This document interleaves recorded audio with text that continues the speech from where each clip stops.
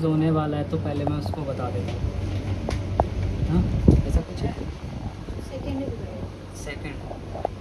चलो ठीक है, क्वांटिटेशन पे चलते हैं। अब क्वांटिटेशन के अंदर सेम वही कनेक्ट करना पड़ेगा, यहाँ से आप कनेक्ट कर लेना। एक मिनट, क्यों ऐसा आ रहा है पता है कुछ? ये डिस्प्ले इसका बंद है। नहीं, वो तो थोड़े टाइम बाद तो वो डिस्प्ले 30 मिनट्स का टाइम अच्छा। होता है वो तो। कंट्रोल टू पीसी नहीं होना चाहिए। नहीं, ये तो करेक्ट है ना। Control to instrument. अब बताओ ऐसा क्यों आ रहा है? जो स्पेक्ट्रम यूज़ करे तो वो भी बंद नहीं किया, एक टाइम पे एक ही रन होगा ना। एक टाइम पे एक सॉफ्टवेयर यूज़ कर सकते हो, ठीक है। मैं स्पेक्ट्रम पे जाता हूँ।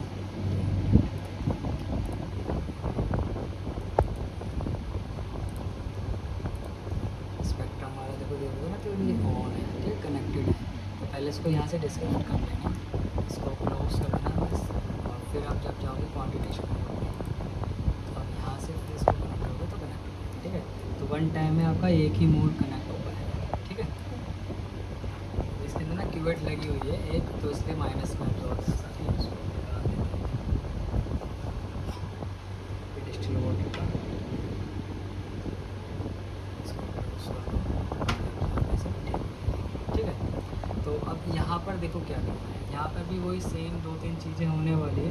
पहले यहाँ पे कनेक्ट कर लिए, कनेक्ट करने के बाद इसमें भी हम मेथड्स बनाने वाले हैं, मेथड्स या पैरामीटर्स फाइल बनाने वाले हैं। रीड पे जाके, सॉरी एडिट पे जाके नया न्यू बनाना है आपको, मेथड्स बना सकते हो या पैरामीटर फाइल बना सकते हो। और रीड पे जाके जो पहले से बना हुआ है उसको पिक कर सकते हो। अब सभी जो जितने भी मोड्स होते हैं ना, सबकी फाइल्स खुद के ही मोड में ओपन होती है। जैसे अगर मैं रीड पे जाता हूँ और मैं चलाता हूँ डेस्कटॉप पे, तो यहाँ देखो दिख ही नहीं रहा। अभी मैंने स्पेक्ट्रम के लिए बनाया था, वो दिख रहा ही नहीं है। वो तभी दिखेगा जब मैं स्पेक्ट्रम मोड से ओपन करूँगा। अभी मैं क्वांटिटेशन के अंदर हूँ, तो यहाँ पे क्वांटिटेशन से जो मोड से मैंने फ़ाइल सेव की होगी, बस वो फाइल यहाँ पे दिखेगी, ठीक है। सबकी ना फाइल एक्सटेंशन अलग होती है, जैसे PDF फाइल होती है ना, तो उनका .pdf लिखा होता है। तो सभी मोड्स के अपने अपने डॉट के बाद एक्सटेंशंस होते हैं, वो उन्हीं मोड्स में खुलते हैं। तो अब मैं फ़र्स्ट टाइम इसका क्वांटिटेशन का बनाने वाला हूँ, तो एडिट पे जाऊँगा। अब यहाँ पर देखो क्या होता है, एडिट पे गया, यहाँ पर आपको कुछ भी नहीं करना है, आप बस इतना समझिए। एक ही यहाँ पे रजिस्ट्रेशन ऑफ वेवलेंथ लिखा हुआ है, इस पर क्लिक करना। और रजिस्ट्रेशन ऑफ वेवलेंथ के बाद जिस वेवलेंथ पे आपको काम करना है, हम इसमें सिंगल वेवलेंथ पे काम करते हैं क्वांटिटेशन मोड के अंदर। तो जिस भी वेवलेंथ पे आपको काम करना है वो वेवलेंथ यहाँ पे एंटर कर देना। तो रजिस्ट्रेशन पहले हमने एडिट पे क्लिक किया, देन रजिस्ट्रेशन ऑफ वेवलेंथ पे क्लिक किया, देन ये आ गया। अब यहाँ पे वो वेवलेंथ ऐड कर देना जिस वेवलेंथ पे आपको काम करना है।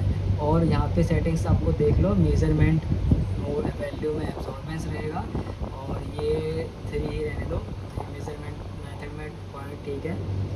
यहाँ वेवलेंथ डाल देना जिस वेवलेंथ पे आपको काम करना है। सपोज़ मैं यहाँ इसको 400 कर देता हूँ। अब एक और चीज़, यहाँ पे 400 है ना वेवलेंथ के सामने, और ये कॉलम नेम में देखो WL500 लिखा है। तो आपको वेवलेंथ और कॉलम नेम सेम रखना है। सेम रखने के लिए एक बार यहाँ क्लिक करोगे ना, तो ऑटोमेटिक चेंज हो जाता है। बट अगर नहीं हो रहा है तो आप मैनुअली कर देना। कभी कभी नहीं होता है ऑटोमेटिक चेंज, तो आप मैनुअली कर देना। करने के बाद फिर इस पर ऐड पे क्लिक करोगे, तो यहाँ पे वेवलेंथ आ गई, ठीक है। WL कॉलम नेम के नीचे WL400 और वेवलेंथ के नीचे 400। ये वेवलेंथ आ जाने के बाद यहाँ पे आपको क्लिक करना है ओके पे, ठीक है। ओके क्लिक करोगे तो हमारी वेवलेंथ रजिस्टर्ड हो चुकी है। उसके बाद हमको क्लिक करना है close after creating new parameter file, then desktop पे जाके इसको सेव कर देना। ये पैरामीटर फाइल हमारी क्रिएट हो जाएगी, ठीक है। मैं पहले करती हूँ, तो इसको भी मैं डाल देता हूँ यहाँ पे, और डेमो के नाम से डेस्कटॉप पे सेव। तो ये हमारी पैरामीटर फाइल बन चुकी है, देखो सी यूज़र, ठीक है। डेस्कटॉप के अंदर क्वांटम के नाम से हमारी फाइल बन चुकी है। अब पहले से बनी होगी सेम वही चीज़, रीड पे जाएंगे। अगर पहले से कोई बनी होती है तो देखो अभी दिख रहा है क्वांटम, ठीक है। तो उसको रीड कर सकते हो। अगर इसी मेथड की कोई फाइल बनी हुई है तो उसको रीड कर सकते हो। कुछ चेक करना है, चेक पे जाके सारी चीज़ की क्या वेवलेंथ, बस ओनली वेवलेंथ ही चेक करना, कुछ चेक करना ही है, बाकी आप काम करना है, वेवलेंथ चेक कर लेना, बस ठीक है। अब यहाँ पे क्या करना है, देखो ये तो था मेथड कैसे बनाना है क्वांटिटेशन मेथड के अंदर, या पैरामीटर कैसे बनाना है। अब इसमें रन करना है ना, मैंने आपको बताया था ना वहाँ पे कि रन स्पेक्ट्रम मोड के अंदर रन करने से पहले फ़ाइल नेम देना पड़ता है। यहाँ पे भी फ़ाइल नेम देना कंपलसरी है। इसके अंदर फ़ाइल नेम देना थोड़ा सा चेंज है मेथड। कैसे देखो, अगर यहाँ फ़ाइल नेम में मैं कुछ भी लिखता हूँ ना तो लेगा नहीं है, ठीक है। कुछ भी फ़ाइल नेम लिखोगे लेगा नहीं। इसको फ़ाइल नेम देने के लिए यहाँ पे एडिट पे है ना, एडिट पे एक बार क्लिक करना, देखो क्या होता है। यहाँ से तो लेता नहीं है। ये एडिट तो है इसका मेथड या पैरामीटर बनाने के लिए, ये एडिट है इसका नेम देने के लिए। तो इसमें एडिट पे जाओगे ना तो देखो क्या क्या होता है। यहाँ पे ये है, यहाँ पे लोकेशन कहाँ पे सेव होने वाला है, देन उसके बाद ये इसका फाइल नेम। अब इसकी लोकेशन आप चेंज कर देना जहाँ पे आपको रखना है। कहाँ रखना है, जैसे 3 डॉट पे क्लिक करो, मैं डेस्कटॉप पे चला जाता हूँ। आप अपना कोई फोल्डर बना के उसमें रख सकते हो। डेस्कटॉप पे चला गया तो ये लोकेशन होगी डेस्कटॉप की, और ये फाइल नेम था तो इस फाइल नेम को आप चेंज कर देना, कुछ भी दे देना, ठीक है। 1 2 3 के नाम से सेव कर देता हूँ मैं, तो इसका फाइल नेम हो गया। तो डेस्कटॉप लोकेशन भी आ गई और पॉइंट 1 2 3 के नाम से इसका फाइल नेम हो गया। इसको कर दिया। यहाँ पे एनालिस्ट ने अपना नाम कमेंट में कुछ लिखना है लिख सकते हो, देन यहाँ पे क्या होगा, ठीक है। तो ये फाइल नेम आ चुका है, ठीक है। इस तरह से इसका फाइल नेम आता है, या डायरेक्ट नहीं आता, इसको एडिट पे जाने के बाद यहाँ तक भी देना पड़ता है, ठीक है। तो ये हो गया, फाइल नेम भी हो गया, मेथड फाइल भी बन गई, फाइल नेम भी हो गया। अब इसमें रन कैसे करना है, देखो अब मैंने बताया था ना, इसके अंदर हम क्या करते हैं कि पहले हम स्टैंडर्ड रन करते हैं, नॉन स्टैंडर्ड्स जिनकी वैल्यू हमें पता होती है, जैसे 10 20 30 40 कुछ नॉन स्टैंडर्ड्स ले लिए हमने, 10 ppm के, 20 ppm, 30 ppm, 40 ppm के। देन वो 1 बाय 1 रन किए, फिर हमारा कैलिब्रेशन कर्व ड्रॉ हो जाता है। देन उसके बाद फिर हम इसमें अननोन सैम्पल्स रन करते हैं। अब वो कैसे करते हैं देखो, पहले इसको क्लोज़ कर देना, क्लोज़ कर, ये भी यहीं से ही आता है, ठीक है। इसको क्लोज़ किया। अब ना यहाँ पे बहुत सारी चीज़ें लिखी हैं जो हमें नहीं चाहिए, उसको पहले रिमूव कर देना। कैसे रिमूव करोगे, ये ना काफ़ी चीज़ें हैं। तो यहाँ राइट क्लिक करना, यहाँ जाना प्रॉपर्टीज़ पे, यहाँ प्रॉपर्टीज़ पे जाने के बाद आपको जो जो चीज़ें यहाँ रखनी है ना वो रखना, और बाकी सबको हाइड कर देना। जैसे यहाँ सैम्पल नेम आप देखो स्टेटस पे शो हो रखा है, ठीक है। सैम्पल नेम लिखा है ना यहाँ पे स्टेटस पे शो हो रखा है। तो जो जो चीज़ें लिखी हुई है ना सबके स्टेटस पे शो हो रखा है, जो चीज़ नहीं है वहाँ पे सब हाइड है।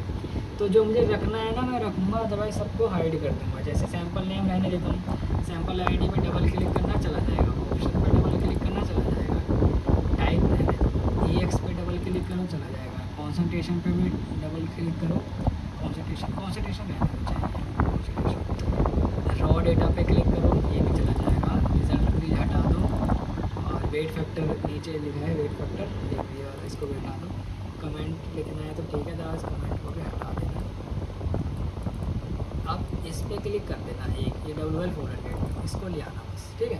तो जो वेवलेंथ है, कॉन्सेंट्रेशन, टाइप और सैम्पल नेम, बस ये चीज़ें ही रखना, बाकी सब हटा देना और कोई काम की चीज़ें नहीं है। नीचे सेम यहाँ पे एक बार राइट क्लिक करना, लेफ़्ट, ये देखो ठीक है, बॉक्स चेंज होते हैं, रेड बॉक्स। तो यहाँ पे भी राइट क्लिक करना, प्रॉपर्टीज़ पे जाना, जो ये चीज़ें आपको रखनी है वो रखना, बाकी सब चीज़ें हटा देना, ठीक है। यहाँ पे भी हम सेम चीज़ें वही करने वाले हैं जो ऊपर किया था।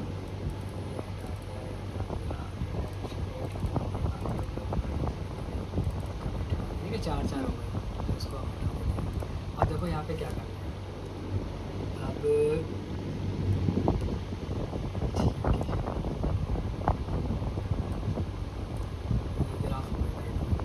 अब यहाँ पे ना पहले स्टैंडर्ड्स के नाम डाल देना, जो जो आपके पास पहले से बने हुए स्टैंडर्ड्स हैं। मैं एग्जांपल लेके चलता हूँ, मेरे पास 4 स्टैंडर्ड्स हैं, ठीक है। तो मैं क्या करूँगा, पहले तो मुझे फिर से इसके अंदर ऑटो ज़ीरो करना है ना। ऑटो देखो इसके अंदर हम आपको दिखा देते हैं, स्टैंडर्ड रन तो करेंगे और यहाँ पे ना ऑटो ज़ीरो परफॉर्म करेंगे। बेसलाइन यहाँ पे भी है, पर हम यहाँ बेसलाइन नहीं करेंगे क्योंकि मैं एक ही वेवलेंथ पे काम कर रहा हूँ, WL400 ओनली सिंगल वेवलेंथ पे काम कर रहा हूँ। तो यहाँ पे मैं ऑटो ज़ीरो परफॉर्म करूँगा, ठीक है। अगर मुझे मतलब मैं अगर रेंज में काम करता था स्पेक्ट्रम में तो बेसलाइन पर परफॉर्म करता था। बट एक और जगह बेसलाइन होता है जब हम एक से ज़्यादा वेवलेंथ पे काम करते हैं। जैसे यहाँ तो मैं सिंगल वेवलेंथ पे काम कर रहा हूँ, WL400। अगर मेरी एक से ज़्यादा वेवलेंथ है, सपोज 500 600 700 एक से ज़्यादा वेवलेंथ है ना, तो भी हम बेसलाइन ही करते हैं। वो आपको मैं नेक्स्ट मोड में बताऊंगा कैसे करते हैं। इस मोड में सिंगल वेवलेंथ ही यूज़ होती है क्वांटिटेशन में, ठीक है। तो अभी हम इसका ऑटो ज़ीरो परफॉर्म करेंगे। सिंगल वेवलेंथ है तो ऑटो ज़ीरो परफॉर्म करेंगे, तो उसके लिए हम दोनों साइड फिर से डिस्टिल वाटर लगा देते हैं। अब यहाँ पे क्लिक करना ऑटो ज़ीरो करोगे तो 400 नैनोमीटर पे जो भी डिस्टिल वाटर की वैल्यू होगी उसको जीरो कर देंगे। ये कंप्लीट हो चुका है, ठीक है। अब हमको क्या करना है, हमको करना है स्टैंडर्ड्स रन करने हैं। देखो ये रेड बॉक्स दिख रहा है ना, अभी मैंने यहाँ रेड बॉक्स के ऊपर क्लिक किया हुआ है तो यहाँ पे स्टैंडर्ड लिखा आ रहा है। जब मैं यहाँ नीचे क्लिक करूँगा तो देखो अननोन सैंपल लिखा आ गया। यहाँ पर हम अननोन सैंपल्स रन करेंगे जिनकी वैल्यू हमें नहीं पता। जब मैं ऊपर क्लिक करूँगा तो यहाँ पे फिर से स्टैंडर्ड लिखा आ गया, ठीक है। यहाँ टाइप में भी आप देखोगे तो STD लिखा आ रहा है, यहाँ टाइप में अननोन लिखा आ रहा है, UN के मतलब अननोन, STD मतलब स्टैंडर्ड्स, ठीक है। अब यहाँ पर आप पहले ना सैंपल के नाम डाल देना, ठीक है। मैं STD, एक और चीज़, हम इसका ना कैलिब्रेशन कर्व ड्रॉ करने वाले हैं ना, तो मैं क्या करूँगा, 0 से स्टार्ट करूँगा। मतलब यहाँ पे स्टैंडर्ड्स क्या वैल्यू 10 से भी स्टार्ट कर सकते हो, जैसे 10, 20, 30, 40, 50। पर देखो कोई भी ना, आप कोई भी जैसे ग्राफ ड्रॉ करते हो तो जब आप 0 से ड्रॉ करते हो ना तो एक अच्छी स्ट्रेट लाइन आती है।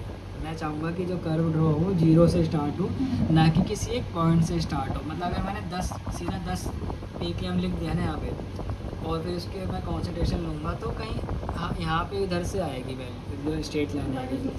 हाँ, बट मैं चाहूँगा कि 0 से स्टार्ट हो, तो मैं यहाँ पे 0 की वैल्यू भी लूँगा। अब ये 0 की वैल्यू किससे आती है, ब्लैंक से आएगी, ठीक है। यहाँ पे डिस्टिल वाटर से 0 की वैल्यू आती है। दैन उसके बाद कोई भी आपका सैंपल है उससे कॉन्सेंट्रेशन हाई हो, तो मैं दिखाऊँगा कैसे करते हैं। तो यहाँ पे मैं पहले लिख देता हूँ ब्लैंक, ब्लैंक लिख दिया। फिर उसके बाद ये लिख दिया STD 1, तो स्टैंडर्ड 1, दैन STD 2,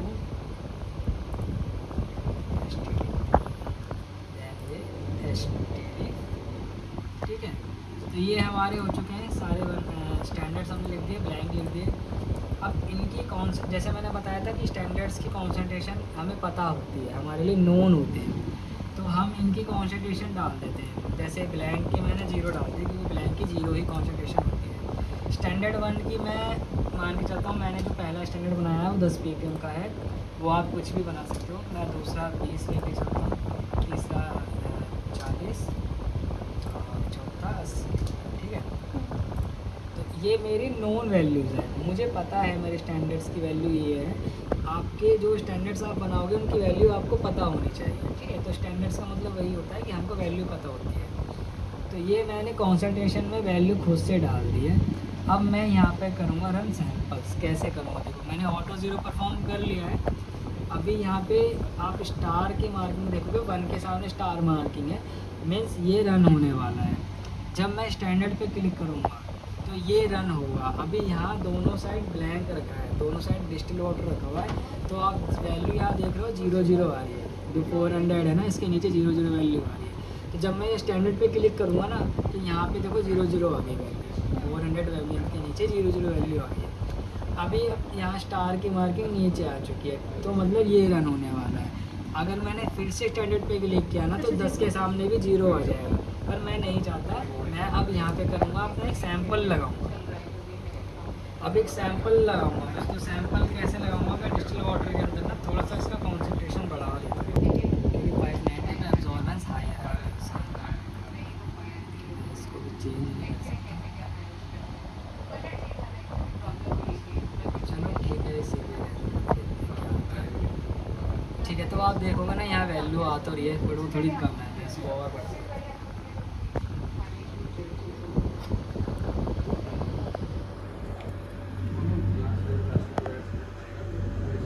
ठीक है, अब वैल्यू थोड़ी अच्छी आ रही है, ज़्यादा है।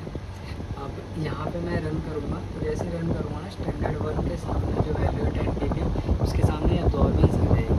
स्टार्ट पर क्लिक है तो ये एब्जॉर्बेंस की वैल्यू आ चुकी है, ठीक है। देखो लाइन भी आनी स्टार्ट हो चुकी है, ठीक है। अब मैं यहाँ 20 का रन करूँगा, तो 20 का रन करने के देखो अब मैं फिर से ना इसकी वैल्यू हाई करता हूँ, तो 20 का बन जाएगा, इसकी वैल्यू थोड़ी सी और हाई कर देता हूँ।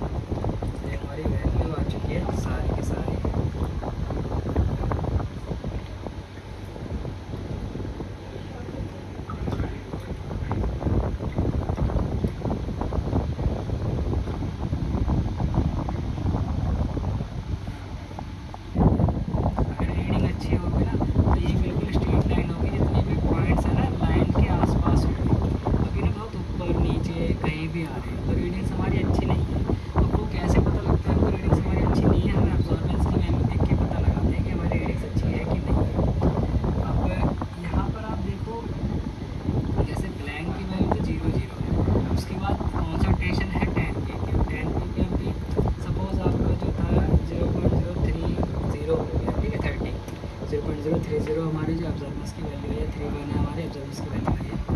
तो आप यहाँ देखो कॉन्सेंट्रेशन में 2 टाइम्स हो रहा है ना, 10 के बाद 20 है, देन ये भी 2 टाइम्स है 40 है, देन ये भी 2 टाइम्स है 80 है। मैंने इस तरह से लिया है, आप कुछ भी ले सकते हो, 10 के बाद 30 भी ले सकते हो, 15 भी ले सकते हो, ठीक है। तो मैंने 10 के बाद 20 पीपीएम लिया था। तो आप ये देखो जो एब्जॉर्बेंस की वैल्यू है ना, ये भी 2 टाइम्स इंक्रीज़ होनी चाहिए थी, बट ये बहुत ज़्यादा इंक्रीज़ हुई है, 2 टाइम से ज़्यादा इंक्रीज़ हुई है।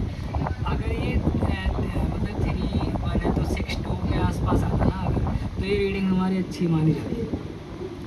इसी तरह जब ये इसका 2 टाइम आप करते हो तो इसका जैसे 20 का 40 है ना, तो ये एब्जॉर्बेंस का भी 2 टाइम्स यहाँ पे होना चाहिए था। देन इसका फिर 40 का 80 आ रहा है, तो इसका एब्जॉर्बेंस भी इसका 2 टाइम्स होना चाहिए था। बट ये वैल्यू ना कोई भी मतलब ऐसे रिलेट में नहीं आ रही है, किसी का कुछ भी आ रहा है, तो इसलिए हमारा जो ग्राफ बना है ना अच्छा नहीं बना है। तो इससे मैं कह सकता हूँ कि मेरे जो स्टैंडर्ड्स बने हैं वो अच्छे नहीं बने। आपको अच्छे से मेज़र करके बनाना है, तब आपका रिज़ल्ट अच्छा आता है। अब ये तो चलो है, ग्राफ देख के आप बता रहे हो किस तरह से आपका जो स्टैंडर्ड्स आपने बनाए थे अच्छे बने या नहीं बनाए। एक और होता है इसमें आर स्क्वायर की वैल्यू भी चेक करते हैं, ठीक है। वो आर स्क्वायर की वैल्यू कैसे चेक करते हैं मैं आपको बताता हूँ। यहाँ ग्राफ में जाओगे, ग्राफ पे क्लिक करना, देन नीचे आ रहा है कैलिब्रेशन कर्व स्टैटिक्स। उसके बाद यहाँ आना, देखो लिखा है स्क्वायर ऑफ कोरिलेशन कोएफिशिएंट। यहाँ आप क्लिक करोगे तो आर स्क्वायर की वैल्यू आ गई, ठीक है। ये से आर स्क्वायर बोलते हैं। अब ये जो आर स्क्वायर की वैल्यू होती है ना, अगर आपकी 1.0 है, मैक्सिमम 1.0 होती है।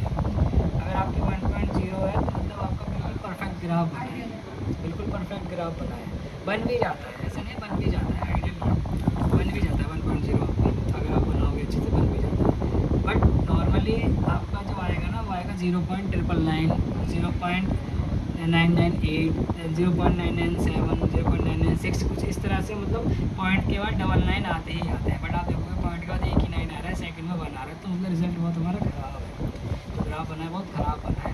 अगर आप इसको अच्छे से बनाते हो ना तो रिजल्ट हमारा अच्छा बनता है, ठीक है।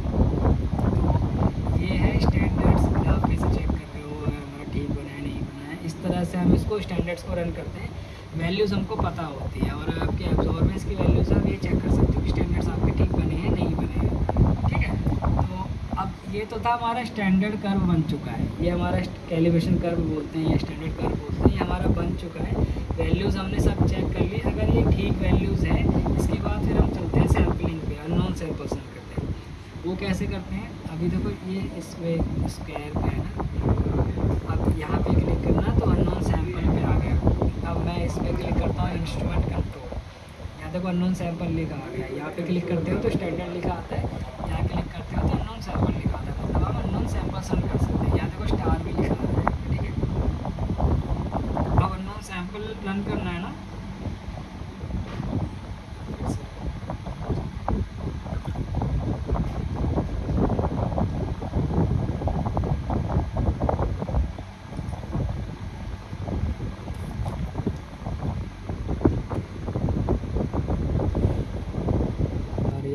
लेकिन वैल्यू बहुत कम है, 10 पीपीएम से भी कम आ रही है, ठीक है। स्टार्ट करते हैं, देखो कितना पीपीएम स्टार्ट किया, कॉन्सेंट्रेशन बहुत कम आ रहा है, ठीक है।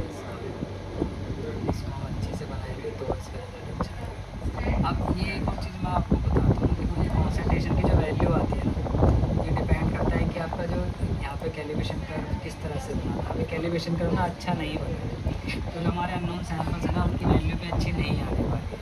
अगर आप चाहते हो आपके अननोन सैंपल्स की वैल्यू अच्छी है, उसके लिए पहले आपको कैलिब्रेशन कर्व अच्छा करना पड़ेगा। ये एटलीस्ट यहाँ पे 996, 997 या 998 आना पड़ेगा, तभी जाके आप अननोन सैंपल्स रन कर सकते हो। अभी मैंने अननोन सैंपल लगा तो दिया है, लेकिन ये ना एब्जॉर्बेंस की वैल्यू भी कम है। पहले चलो मैं इसको बढ़ा देता हूँ, देखते हैं क्या होता है। अननोन सैंपल्स की ना इसकी कॉन्सेप्ट अभी देखते हैं क्या आ रहा है। अभी तक वो इंक्रीज हुई है वैल्यू, अभी मैं अननोन सैंपल पे क्लिक करता हूँ, देखो वैल्यू ना पॉजिटिव आ रही है और ज़्यादा भी आ रही है। कैसे देखते हैं इसको, जैसे 10 पीपीएम की वैल्यू देखो 0.03 थी ना, तो यहाँ पे देखो 0.04 आ गई है, तो एटलीस्ट 10 से तो ऊपर ही आने वाला है जो भी है कॉन्सेंट्रेशन आने वाला है। एब्जॉर्बेंस से पता कर सकते हैं, बट ये ऑटोमेटिक करता है, हमको कुछ नहीं करना है, हमको बस सैंपल लगाना, रन कर देना। तो ये हम इसमें कॉन्सेंट्रेशन फाइंड आउट करते हैं, एब्जॉर्बेंस नहीं करते find out. Absorbance find out करना है, उसके लिए दूसरा हमारे पास मोड है, बट हैं उसको हम ये जो मोड यूज़ करते हैं हमारा मतलब पीपीएम्स हमको पता होते हैं स्टैंडर्ड्स के, पहले हम वो रन कर देते हैं, देन अननोन सैम्पल जिनका पीपीएम हमें फाइंड आउट करना होता है वो हम यहाँ से फाइंड आउट करते हैं। तो जब आप अच्छा ग्राफ बनाओगे ना तो उसके बेसिस पे अच्छी आपको रीडिंग्स देगा। तो यहाँ पे रीडिंग्स आती हैं अननोन सैम्पल्स की, ठीक है। तो ये होता है कॉन्सेंट्रेशन मोड या क्वांटिटेशन मोड। आप इसमें बताओ कोई डाउट है आपका? सेव होता है तो एक बार में आपका कॉन्सेंट्रेशन सेव होगा।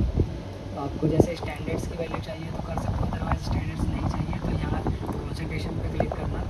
तो यहाँ प्रिंट पे प्रीव्यू में जाओगे तो आप देखोगे तो ये सैंपल का डेटा आपको दिखेगा यहाँ पे, प्लस ग्राफ दिखेगा, इसको आप सेव कर सकते हो प्रिंट पीडीएफ लेके। ये तो था पीडीएफ बनाने का। अगर आपको सॉफ्टवेयर की फाइल सेव करनी है तो यहाँ पे एक बार आप सेव पे क्लिक करोगे तो सेव हो जाएगा इसका, ठीक है। यहाँ पे बस एक बार सेव पे क्लिक करोगे तो सेव हो जाएगा। ये सेव कहाँ होगा? डेस्कटॉप पे सेव होगा, क्योंकि मैंने लोकेशन इसके डेस्कटॉप की दे रखी है, ठीक है। ये डेस्कटॉप पे सेव हो चुका है।